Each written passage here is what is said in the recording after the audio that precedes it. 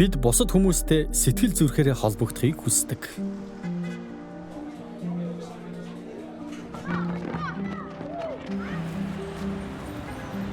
Технологийн дэвшлиг ашиглаж өдөр бүрийн энгийн харилцаагаар нэг газраас нөгөө рүү явахдаа ч хүмүүстэй холбогддог. Баяр хөөртэй мөчүүдэд хуваалцаж хоорондоо дотносдог. Харин энэ бүхэн дуусах үед сэтгэл гонсойснооч бие биедээ уудалж байдаг. Хүн бүр сэтгэлийн холбоо бий болгохыг эрмэлзэн тэмүүлдэг. Амьдралын утга учир, гэр бүлийн нэгэн хэсэг байх, өн удаан нөхрөлийн төлөө гэдэл. Би жижиг бүлэгт дуртай. Альпагаас хамгийн дуртай юм минь жижиг бүлэг л дээ. Би маш олон шинэ амт нөхдөд болсон. Анх уулзаараа хүмүүсийг харахтаа найз болж байх гэж дандаа боддгоо ч бид найз нөхөд болдог. 7 хоног болгон уулзаад сонин сайхан сонсох гээд би яардаг. Хэн нэг нь ирээгүй байх юм бол сэтгэл маш их гонсойдог. Тэднийг үгүйлдэг. Бид зөндөө инээж хөрдөг. Заримдаа хамт уйлдаг. Хүмүүсийн нүүр царай яаж өөрчлөгдөхийг би ажигладаг.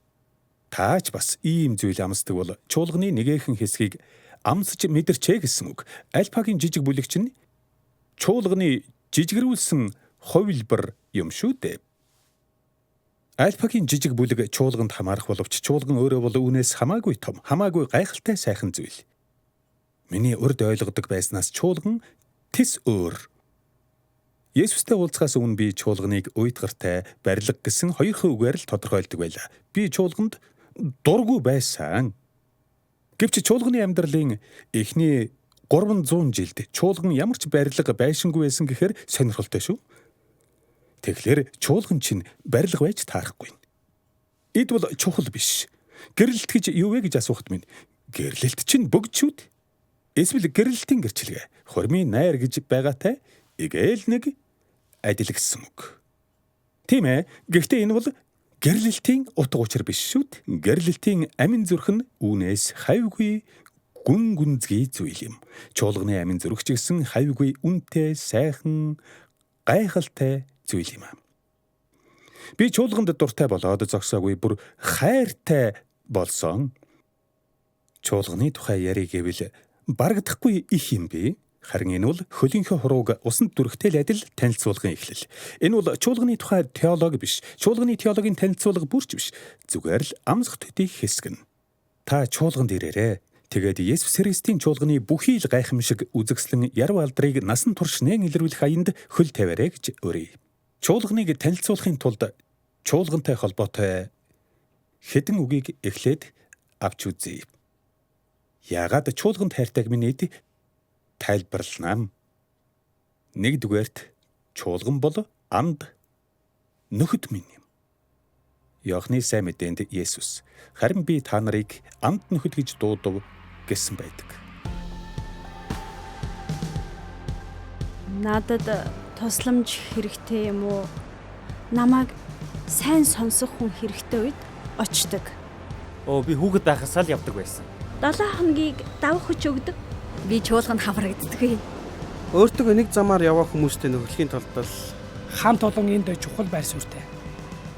Нөгөө олонний дунд байдаг гэж мэдрүүлдэг гэхүү дээ. Эндээс нэг тийм. Би Христэд итгэгч биш боловч 7 хоног бүр цуглаанд очдог. Тентхийн хүмүүстэй уулзах дуртай. Яагаад гэвэл тэнд хүн болгон л нэг нэгэндээ санаа тавьдаг.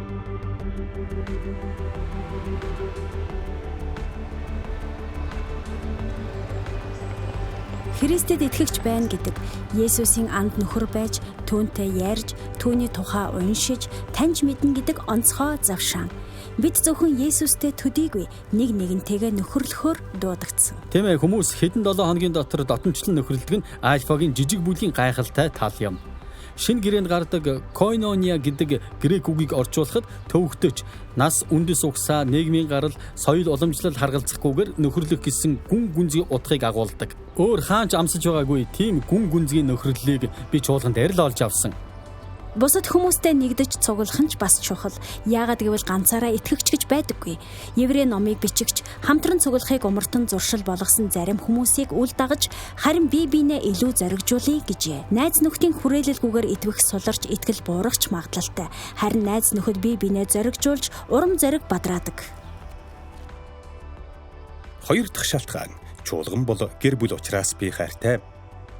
Чуулган бол элсэж ордог байгууллага биш, харин таны харьяалагдах гэр бүл мөн. 1-р Иохан 5:1-д Есүс бол Христ мөн гэдэгт итгэдэг бүр Бурханаар төрөгч болоо. Төрүүлэгчийг хайрладаг хэн боловч түүгээр төрөгчийг хайрладаг гэжээ. Та Бурханд хайртай гэчгээд түүний хүүхдүүд болох чуулганд дургүй байж болохгүй юм. Бурхан бол таны эцэг. Тиймээс тэд таны ахан дүүс болж байгаа хэрэг. Бүхэн төрлөختнийг Христ дор нэгдсэн нэгэн гэр бүл болгох нь Бурханы зорилго байсан. Бид Бурханы гэр бүлд орохдоо мах бодиор биш сүнсээр төрсөн билэм. Ус болон сүнснээс төрөх тухай Есүс ярьсан байдаг. Есүс баптизм хүртсэн бөгөөд дагалдагч нартаа баптизм хүртгэж тушаажээ. Христэд итгэж болоход 3 зүйл хийгддэг. Нэгд нь Бурханы хийх зүйл. Тэр тухайн хүнд ариун сүнсээ өгдөг. Хоёрт нь тухайн хүний хийх зүйл. Тэр хүн гимшиж итгэдэг. Гуравт нь чуулганы хийх зүйл. Баптизм хүртээдэг. Баптизм гэдэг нь чуулганы гишүүн болсон гэдгийг элтгэн харуулах тодорхой тэмдэг. Ариун ёслол юм. Ус нь гим нүглээ сугаагдан цэвэрлэгдсэнийг илэрхийлдэг. Амийн усны гол болох ариун сүнсийг бэлэгддэг юм. Есүс хэлэхдээ надад итгэгчийн дотроос амийн усны гол урсах болно гэж. Энэ нь Христтэй хамт үхэж мөн амьлахыг бэлэгддэг юм аа. За энэ цаасыг таныг гээ. Үүн дээр таны нэр бичээстэй байна гэж төсөөлөе л дөө. Энэ Библи бол Есүс.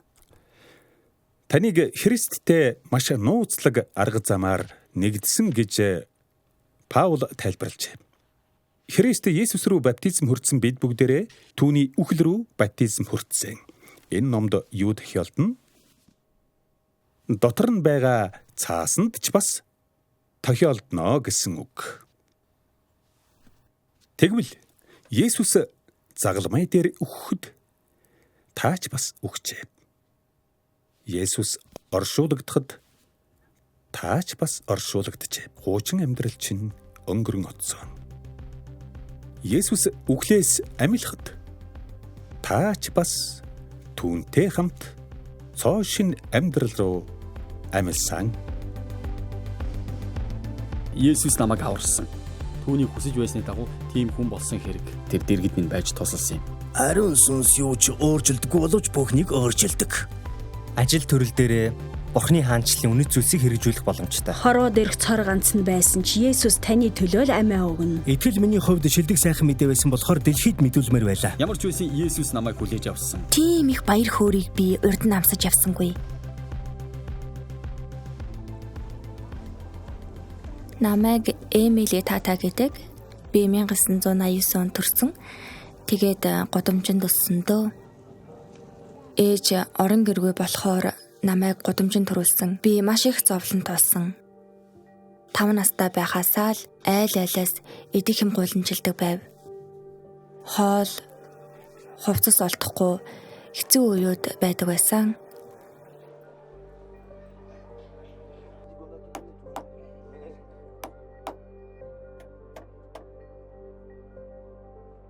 Тийм болохоор хогийн цэгээс л хайдаг байв. Цаасны хог бас хэр толов болсон хувцаа хүмүүс хаяглаар нь түүж аваад угаагаад л өмсдөг байв. Амьд үлдэх гэж маш их зүйлийг туулсан да. Заримдаа айлын хаалга тогшиж идэх юм гуйна. Харуултай айл байх юм бол харуулууд эхлээд өөртөө нь унт гэж хүчлэн. Тэгж байж л хаалгаар нь орж жаахан идэх юм олон шүү дээ. Тэглээч гэсэн заримдаа юм өгнө. Заримдаа юу ч өгөхгүй. Ийм юм ганц нэг удаа болоогүй. хизээч хамаагүй. Хүссэн үед нь би хийхээс аргагүй. Ингэж явсаар 13 настайдаа би жирэмсэн болсон юм. 19 настайдаа би хоол түгээлтийн хөтөлбөрөөр дамжуулан альпагийн хүмүүстэй уулзсан. Тэр хүмүүсэл жинхэнэ хайр гэж юу байдгийг надад анх харуулсан юм. Миний мэдгүй хайрыг энэ хүмүүс надад өгч байна шүү дээ гэж би өөртөө хэлж байсан. Баптизм хүртсэн өдрөөсөө л би хүмүүсийг Христ рүү авчрах, Христийн тухай заах чин хүсэлтэй болсон. Сүм чуулган сургуулиудаар настай эмэгтэйчүүдтэй гудамжинд амьдардаг залуухан ээж нартай бас том жижиг хөвгүүдийг дагуулад л явна. Тоглоомын талбай дээр байгаа хүүхдүүд одоо би гудамжинд амьдардаг охтод хичээл заах ажлыг Бурхны ивэлээр хийж байна. Үнэхээр сайхан. Би маш их дуртай байгаа.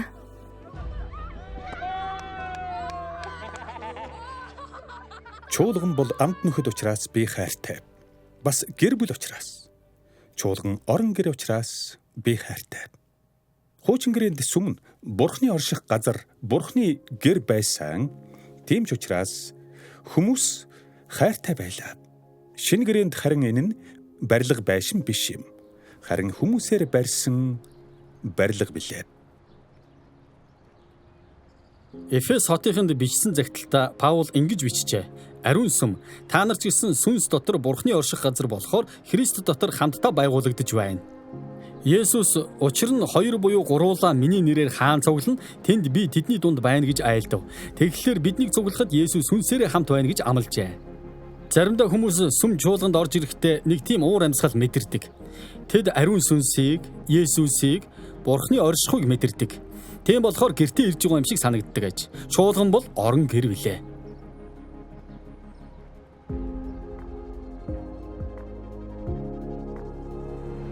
Чуулганд хөл тавин гутаал сэтгэл уужрах шиг болсон. Мөрөн дээрээс нэг их хүнд ачаа аваад хайчих шиг. Би сүм чуулганд очиж байсан л да. Гэхдээ одоо бол сонирхдаггүй болохоор мэдэхгүй байна. Надад таалагддаггүй. Миний байх газар биш. Олон хүн зүгүүлсэн байхад би очих дургүй.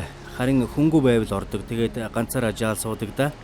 Мэдхгүй л дээ, нэг тийм холимог мэдрэмж төрсөн гэхүү дээ. Өгшөө би номлол сонсгочд цуглаанд очдог. Гэр бүл шиг, гэр бүлийн манай нэгэн хэсэг шиг л. Тухайн далгаанагт бол шин садын юм дуулдаг үсттэй. Хүмүүс сүм чуулганд орж ирэхэд гэртээ орж ирж байгаа юм шиг сэтгэл төрж байвал би баярлана.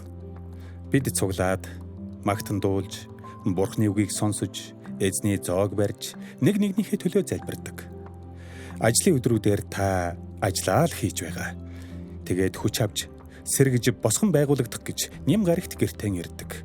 Чуулган бол хүмүүсийг шүүх биш, харин халуунаар хайрлаж, угтан тэвэрдэг орон гэр нь байх ёстой.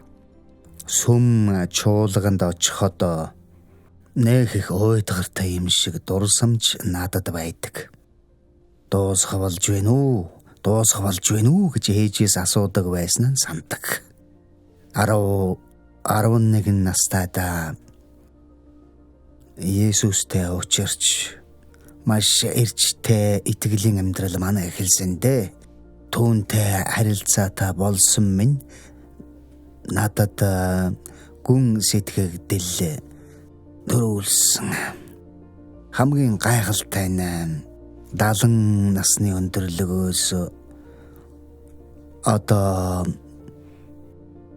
ингээд эргээд харахлаараа түүнтэй нөхөрлсөн минь энэ нөхөрлөлдөн миний гаргаж байсан том алдаа дутагдлаас үл хамаарч тэр жинхэнэ анд нөхөр байсан. Есүстэй ховчлсон харилцаатай болсон тэр цагаас хойш чуулгантайч бас тийм гүн бат нөхөрлөл би болгох завшаан надад тохиосон. Чуулганыг орон гэрээ гэж хүлээж авсан минь маш чухал үйл явдал байсан. Намайг 13 тайд аав ээж хоёр маань салсан юм. 13 дөрөвтөө хүүхдийн л эсэргүүцлэн илэрхийлэх арга байсан байх л да. Гэхдээ би ээжид Mein Zuhause ist die Fage буюу миний орон гэр бол чуулган гэж хэлж байсан юм. Чуулган дотор би гэр бүлтэй болсон. Юу гэхээр цуг байж, сэтгэл санаагаан уудалж ярилцахад ойр байдаг. Дотн хүмүүс гэх юм уу та. Гэр бүлийн нэг хэсэг байгаагаараа хүлээн зөвшөөрөгдөх, хайрлуулах гэсэн зүрхний хүсэл гүн гүнзгий хүсэл минь биелсэн гэсэн үг л дээ. Хүмүүсийн хүрээллээс үүнийг тодорхой хэмжээнд л олж авч чадна. Харин Есүсийн оршихуйгаар дамжин итгэгчдийн хүрээлэл донд бид энэ бэлгийг хүлээж авдаг нь маш их утга учиртай. Чуулган өөрөө Есүс учраас энэ нь чуулганыг хайрлах дөрөв дэх шалтгаан минь болдог. Чуулган бол түүний бие билээ. 1-р Коринт 12:27-д Паул хэлж, "Эдүгээ та нар Христийн бие бөгөөд тус тусдаа эрхтнүүд нь юм" гэж бичжээ. Есүс бол тэргүй. Чуулган бол түүний бие. Энэ хоёр хоорондоо салшгүй холбоотой. Чуулган бол Есүсийн санаа байсан чухам үгээр л дэлхийн ертөнц өнөөдөр Есүсийг харж байна. Есүс ном бичээгүй боловч хамт олныг бүрэлдүүлсэн. Үүнийгээ жижиг бүлгээс эхлээд тэр жижиг бүлэг нь 2000 гаруй жилийн турш өсөн нэмэгдсээр л байлаа. Дэлхийн чуулган бол бүх цаг үеийн туршид Есүст итгэлэн өгсөн хүмүүс болох дэлхийн дахны итгэгчдээс бүрэлдэнэ. Асар олон хүн гэсэн үг. Өнөөдөр дэлхий дээр 2 тэрбум 400 сая гаруй Христэд итгэгчид байна. Ганцхан өдөртөл гэхэд олон 10,000 хүн шинээр итгэж болж байна. Баруун Европын чуулган сарнсан ч дэлхийд даяарх үйл явдлын төлөөлөл болж чадахгүй. Африкт 1900 он гэхэд 10 сая Христэд итгэж байсан бол 2000 онд 360 сая болжээ. 3600 хувиар өссөн гэсэн үг. 1940 онд Хятадд 4 сая Христэд итгэж байсан. Одоо шинжээчдэд 100 сая давсан гэж үзэж байна. Энэ бол залуу итгэгчдийн 90 билээ. Хятад удахгүй дэлхийн хамгийн том Христ итгэлт улс үндэстэн болох гэж байна. Америк нэгдсэн улсын хүн амын 92% нь Бурханд итгэдэг гэдгээ тунхагласан. Харин 250 сая хүн нь итгэгч юм. Биднийг Нямгаргийн цуглаанд өрсөн католикийн кардиналтай хамт бид саяхан Бразилд очиод ирсэн. Чуулганы үйл ажиллагаанд 45,000 хүн ирсэн бол 10 сая хүн зурагтаар үзжээ. Риод Папа Франсисийн зохион байгуулсан дэлхийн залуучуудын өдөрт 3 сая залуус Есүсийг хүндлэн мөргөхөөр цугларчээ. Баригдаж, хоригдож, цаазлуулах аюулгүйгээр өргөл магтаал, эргчлөөтэйгээр өргөх боломжтой газар амьдарч байгаа нь үнэхээр том завшаан юм шүү дээ. Дэлхийн чуулган хавчлага зовлон амсаж байгаа итгэгчдийг ч багтаана. Есүст итгэснийхээ төлөө амиа өргөсөн итгэгчдийн тоо өнгөрсөн 100-д хамгийн их байсан бөгөөд өмнөх бүх цаг үеийнхнийг нийлүүлснээс ч их байжээ. Гэвч ийм газруудад байгаа чуулганууд гайхалтай эрч хүчтэй хэвээрээ байна. Бид Христийн бие билээ. Тийм учраас хуваагдал зөрчил хэрэггүй. Маш олон жилийн турш чуулган дотроо хуваагдмал байсан нь тун эмгэнэлтэй. Гэхдээ ариун сүнс шин зүйлийг хийж байгаа нь сэтгэл догдлуулж байна. Эв нэгдэл бол амин чухал юм. Харамсалтай нь чуулганы түүхийн туршид эвдрэлцэл хямрал их байсан. Харин бид ариун сүнсээр дамжин итгэгчид хоорондоо нэгдэн нэгтарч байгаа сайхан цаг үед амьдарч байна. Тэд бүгд нэг байхын тулд ертөнцийг итгүүлэхийн тулд гэж Есүс залбирч байсан. Хуваагдж бутарсан дэлхийд нэгдмэл чуулган хэрэгтэй байна. Дэлхийд даяар байгаа олон урсгал чиглэлийн томоохон чуулгануудад явагдаж байгаа альпа сургалтад хувь нэмрэн оруулж байгаа минь үнэхээр том завшаан юм аа. Би католик сүмд хайртай, сэтгэл минь үүгээр дүүрдэг. Би үнэн алдартны сүмд хайртай. Би протестант чуулганд хайртай. Би пентекост чуулганд хайртай. Бид бол нэг биеийн эрхтнүүд мөн. Бид Есүс дотор нэг билээ. Биднийг нэгдүүлж байгаа зүйл хуваагдуулж байгаа зүйлээс илүү агуу юм. Эв нэгдэл үнэн хоёр хоорондоо тэрсэлддэг юм биш, харин нэгддэг юм. Би бүхнийг ганцаараа мэддэг юм биш ээ. Тийм хүн ч гэж байхгүй. Харин бид нэгд нь ягтарч байж л үнэн нэгнийг илүү тодоор бүрэн дүүрнээр олж хардаг. Есүс бол тэр үнэн байгаа юм. Бид нэг нэгэндээ хэрэгтэй. Хайртай ахын дүүс минь Христийн чуулган болох биеийн хуваагдал нь шарах юм. Энэ шарахыг эдгэхгүй орхиж бид төвдөхгүй. Миний хэлэх зүйл маргаантай, тэр бүхэл тэрс үзэл мэт сонсогдож магадгүй. Гэвч өөр хоорондын тэр ялгаанаас үл хамаарч бид бол нэг гэдгийг сайн мэддэг нэгэн байна. Тэр бол биднийг хавчин зовоогч нэгэн мөн. Тэр өнөөдөр Христэд итгэгчийг хавчин зовоож байна. Христэд итгэгчид бол Есүсийн дагалдагчид гэдгийг тэд бол нэгэн ахан дүүс гэдгийг тэр сайн мэддэг. Тэд евангелих байна уу, үнэн алдартан, лутеран, католик, апостолик байна уу, түнд хамаагүй. Тэр үнийг ялгаж үздэггүй юм. Чухамдаа тэд бүгдээрээ цусаараа нэгдсэн Христэд итгэгчид билээ. Баяртай залуусаа дараа үзье. Нэгдмэл байна гэдг нь нэгэн хэвэн байна гэсэн үг шээ. Олон янзын хэсгүүд өөр чанарууд нь гайхалтай шүү дээ. Нэг чуулган нөгөөгөөсөө өөр аргаар ажиллаж байна гэд буруу гэж бодох амархан л та. Гэвч бид бүгдээрээ бие биенээсээ суралцаж болно. Бие биенээ өөрөөсөө дээр гэж үз хэмээн Паул сургасан байдаг шүү дээ. Энэ л нэгдмэл чуулган юм. Өгөх ба үйлчлэхэд хүн бүр хувь нэмрээ оруулна. Христийн чуулган бол дэлхий дээрх хамгийн том сайн дурын байгууллага бөгөөд өлсгөлэн хүмүүсийг хоолож өвчтөе хүмүүсийг эргэж, шоронд байгаа хүмүүстээр очиж, хуучин нүгэлтнүүдэд санаа тавьж шудраг үнний төлөө тэмцэж байгаа. Чуулган өөрөө Есүс билээ. Энэ дэлхий дээрх түүний бие мөн. Чуулган бол бүхэлдээ хайр учраас түүнийг хайрлах 5 дахь шалтгаан нь болно. Хайр сэтгэлийн харилцаа шиг л. Есүс та хоёрын, Христтэй чуулган хоёрын хайр сэтгэлийн холбоо. Илч Паул үнийг ингэж дүрсэлжээ. Нөхрүүдээ Христтэй чуулганыг хайрлаад түүний төлөө өөрийгөө өгсөний адил эхнэрүүдээ хайрл. Тэгээд үргэлжлүүлэн гэрлэлтийн тухай өгүүлсэн байдаг бөгөөд би гэрлэлтийн тухай ярих гэсэн юм биш л дээ. Энэ бол агуу нууц билээ. Харин би Христ ба чуулганы тухай ярьж байна гэж. Өөрөөр хэлбэл Есүсийн бидэнтэй харилцах харилцааг гэрлэлтээр төлөөлүүлэн тайлбарлаж байгаа юм аа. Заавал гэрлэх ёстой юм уу, ёсгүй гэж энд ерөөсөө яриаггүй. Есүс өөрөө гэрлээгүй шүү дээ. Харин гэрлэлт бол илүү гайхалтай, гүн гүнзгий утга учиртайг л хэлж байна.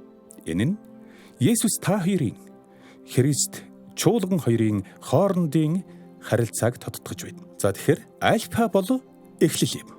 Яг хурмаа хийж байгаатай л адил гэсэн үг л дээ.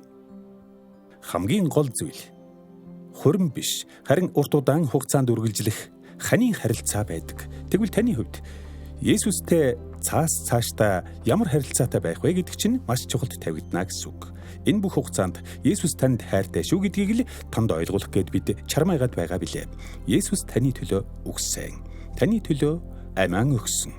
Та энэ дэлхий дээр цор ганцаараа амьдарч байсан ч таны төлөө тэр амиан өгөх байх байсан. Таныг бурхан болзол тавилгүйгээр чин сэтгэлээсээ зогсолтгүй хайрладаг. Чуулган чухамдаа хайр гэдгээрээ л алдартай байх ёстой. Болзол шаарддаггүй өөр юмсэг хайр, нас хүйс, үндэс угсаа, нийгмийн байдал, амьдралын хэм маяг, үзэл бодлороо ялгаатай хүмүүсийг үл ялгуурлах хайр. Эддигийн тухай ярив. Тэр 16 тядаа сургуулиасаа гарчээ. Ямар ч мэрэгжил чадвартай болсонгүй. Тэгээд ажил хийхээр Лондонд ирсэн боловч гудамжинд гарав. Тэр архичин болж судсаараа героин шахаж сурчээ. Дэндүү их тарьсан болохоор сүүлдээ судас нь хагараад зүү хатгахч аргагүй болсон байлаа. Тиймээс цавирууга тарьж эхэлжээ. Улмаар Вений судасны битүүрэл, элэгний хатуурал тусав. Уушгинч өвддөг болжээ. Үхлийн даваан дээр ирэв. Яг тэр үед Эдди ийм маягтай болцоход байсан. Тэр Альфад ирсэн юм. Альфагийн амралтын өдрийн сургалтад явсан. Тэр үеэрээ Есүс Христтэй учирсан билээ. Ариун сүнсээр дүүргээж гэж түүний төлөө нэг хүн залбирч өгсөн юм. Есүс түүнийг чөлөөсөн. архинаас хар тамхины донтлоос чөлөөсөн тэр цоо шин хүн болж өөрчлөгдөв. Харин одоо миний сайн нөхөр Эдди ийм болсон. Чуулгандаа бараг бүтэн цагаар сайн дурын ажил хийж байгаа. Өнгөрсөнд болсон юмсыг би өөрчилж чадахгүй. Харин ирээдүгийн өөрчилж чадна гэж тэр хэлдэг. Тэр нийгэмдээ эргээд хувь нэмрээ оруулахыг хүссэн юм. Үүнийгээ ч хийж байгаа. Одоо тэр өөр хүмүүсийн амьдралд өөрчлөлтийг авчирч байна. Тэр чуулганы нэгэн хэсэг болсон. Чуулган үүний төлөөл оршин тогтнодог. Төгс хүмүүсийг үзэгслэн болгож тавьсан музей бишээ. Хугарсан, нугарсан, шархалсан, зовсон биднийг халуун дотноор хүлээн авч хайрлан тэнхрүүлж амьдрал хайрладаг эмнэлэг шиг байх ёстой. Болзол шаарддаггүй энэ хайрал хаалт цаадуудыг зад татдаг. Хүмүүсийг эргээд хөл дээр нь босгож тэнхрүүлж идгээдэг. Христэд итгэгч байна гэдэг нь чуулганы нэгэн хэсэг мөн гэсэн үг. Та чуулганд явдаггүй байлаач та өөрөө чуулган мөн. Христ дотор нэгдсэн ах дүүс анд нөхдийн хүй хотол бол чуулган билээ. Чуулган бол орон гэр. Чуулган бол Есүс. Дэлхий дээр Христийн бие. Бас чуулган бол хайр. Христийн сүйт бүсгүй. Альфагийн сургалт дуусахаар та байгаа газараа одооноос эхлээд чуулганд хамрагдараа гэж уриалах байна. Энэ үнэхээр гайхалтай аян байлаа. Тийм ээ, энэ бол эхлэл юм. Хайр. Энэ бүхний утга учир ердөөлин. Бурхан таныг хайрлсан. Та хайрлуулсан хүн. Та альпагаас ганцхан зүйл ойлгож авъя гэвэл Бурхан танд хайртай. Та Бурханы хүүхэд мөн гэдгийг л бүү март. Бурханы сүнс таны дотор оршиж байгаа. Есүс таны төлөө өгсөн. Бурхан таныг ингэтлийг хайрлсан байна шүү дээ. Хүний амьдралыг өөрчлөх хамгийн агуу мэдээг та одоо өөртөллөө. Таны амьдрал чиг зоригтой. Та өөрчлөлтийг авчрах хүчтэй. Гэвч хүн ганцаараа энийг хийж чадахгүй юм. Тэрээс хэлэхдээ миний хийж чадахгүйг та хийж чадна. Харин таны хийж чадахгүй зүйлийг би хийж чадна. Хамтдаа бид агуу үйлсийг бүтээж чаднаа гэсэн юм. Есүсийн нэрээр. Амен. Амен.